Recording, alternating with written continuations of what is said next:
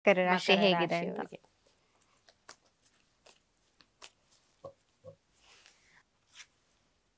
ಆರೋಗ್ಯ, ವೆಲ್ತ್, ಕುಟುಂಬ ಮತ್ತು relationship. Last one job, career. Okay. ಮೊದಲನೇ ಕಾರ್ಡ್ ಆರೋಗ್ಯ ಹೇಗಿದೆ ಅಂತ ಹೇಳಿದ್ರೆ ನೋಡಿ, ಈಗ ಏನ್ ಗುಡ್ ಕಾರ್ಡ್ ಬಂದಿದೆ. ಮಕರ ರಾಶಿಯವರಿಗೆ ಆರೋಗ್ಯದ ಯಾವುದೇ ಸಮಸ್ಯೆಗಳು ಕಾಣಿಸ್ತಾ ಇಲ್ಲ.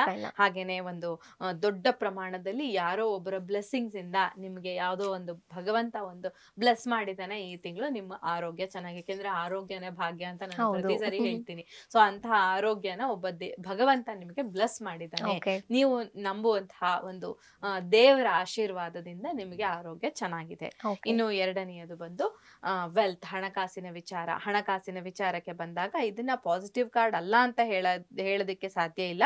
ಪ್ಲಾನಿಂಗ್ ಇಲ್ಲ ನಿಮ್ಮಲ್ಲಿ, ಸ್ಟ್ರಗಲ್ ಮಾಡ್ತಾ ಇದ್ದೀರಾ. ಪ್ಲಾನಿಂಗ್ ಇಲ್ಲದೆ ಇರೋದ್ರಿಂದ ಸ್ಟ್ರಗಲ್ ಮಾಡ್ತಿದ್ದೀರಾ. ಹಾಗೇನೆ ಸ್ವಲ್ಪ ಮೆಚೂರಿಟಿ ಬೇಕಾಗಿದೆ ನಿಮಗೆ ಅಂದ್ರೆ ಯಾವ್ದು ಇದು ರಾಂಗ್ ಆದಂತಹ ಖರ್ಚು, ಯಾವ್ದು ಸರಿಯಾದಂಥದ್ದು, ಯಾವ್ದು ತಪ್ಪಾದಂತಹ ಖರ್ಚು ಅನ್ನುವಂತ ಒಂದು ಐಡಿಯಾನೇ ಇಲ್ಲ ನಿಮ್ಗೆ ಅಂತ. ಸೊ ಹೊಡೆದಾಡ್ತಾ ಇದ್ದೀರಾ, ಹಣ ಬರುತ್ತೆ, ಬಂದಿದ್ದೆಲ್ಲ ಎಲ್ಲೆಲ್ಲೋ ಸೋರಿಕೆ ಆಗೋಗೋದು, ಈ ತರ ಆಗುತ್ತೆ.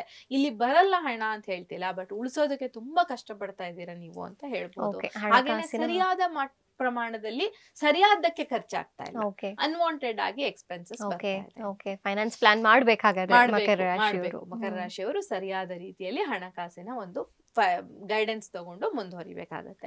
ಇನ್ನು ರಿಲೇಶನ್ಶಿಪ್ ವಿಚಾರಕ್ಕೆ ಬಂದಾಗ ಅಗೈನ್ ಮದ್ವೆಗೆ ಏನಾದ್ರೂ ನೀವು ಪ್ರಯತ್ನ ಪಡ್ತಾ ಇದ್ರೆ, ನಾವು ಗುರುಗೋಚಾರವನ್ನ ಕೊಡದ ನೋಡಿದಾಗ ಮಕರ ರಾಶಿಯವರಿಗೆ ಈಗ ಅತಿಚಾರ ಪ್ರವೇಶ ಅಂತ ಹೇಳ್ಬಿಟ್ಟು ಗುರು 7ನೇ ಮನೆಗೆ ಬಂದಿದ್ದಾರೆ. ಮದ್ವೆ ಮಾಡ್ಕೊಳ್ಬೇಕು ಅಂತಿರೋರ್ಗೆ ಇದು ಬೆಸ್ಟ್ ಟೈಮ್.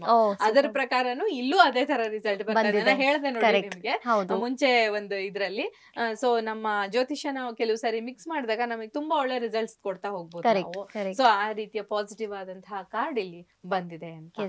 ಇನ್ನು ಕೊನೆಯ ಕಾರ್ಡ್ ಅಂತ ಹೇಳಿದ್ರೆ ನಿಮ್ಮ ಕೆರಿಯರ್ಗೆ ಸಂಬಂಧಿಸಿದಂತಹ ಕಾರ್ಡ್ ಅಂತ ಹೇಳ್ಬೋದು. ಇದು ಹೊಸ ಕೋರ್ಸ್ ಗಳನ್ನ ಮಾಡಿ, ಹೊಸ ಕರೇಜ್ ನ ತಗೊಳ್ಳಿ. ಹೊಸ ಹೊಸ ಕೆಲಸಗಳನ್ನ ಮಾಡೋದಕ್ಕೆ ಕಲಿಬೇಕಾಗಿರೋದು ನಿಮಗೆ ತುಂಬಾ ಇದೆ.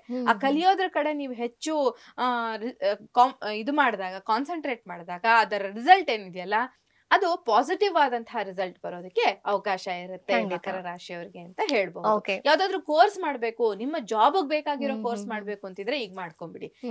This will be the best time to do courses ಅಂತ. ಮಕರ ರಾಶಿಯವರಿಗೆ ಆಲ್ಮೋಸ್ಟ್ ಚೆನ್ನಾಗಿದೆ ಅಂತ ಹೇಳ್ಬೋದು. ಅದೇ ನಾನು ಮಧ್ಯದಲ್ಲಿ ಯಾವ್ದು ಅದೇ ಹಣದ ವಿಚಾರದಲ್ಲಿ ಮಾತ್ರ ಸ್ವಲ್ಪ ಪ್ಲಾನಿಂಗ್ ಮಾಡ್ಕೋಬೇಕು, ಅನ್ವಾಂಟೆಡ್ ಆದಂತಹ ಎಕ್ಸ್ಪೆನ್ಸಸ್ ಇದೆ ಅಂತ ಹೇಳಿದೆ. ಬನ್ನಿ ಗೈಡೆನ್ಸ್ ಏನ್ ಹೇಳುತ್ತೆ ಅಂತ.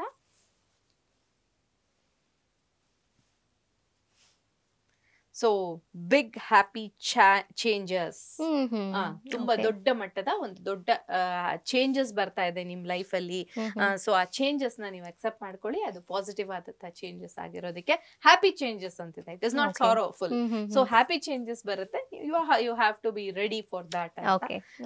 ತೊಂದ್ರೆ ಇಲ್ಲ. ಗೈಡೆನ್ಸ್, ಏಂಜಲ್ ಗೈಡೆನ್ಸ್ ಚೆನ್ನಾಗಿ ಬರುತ್ತೆ.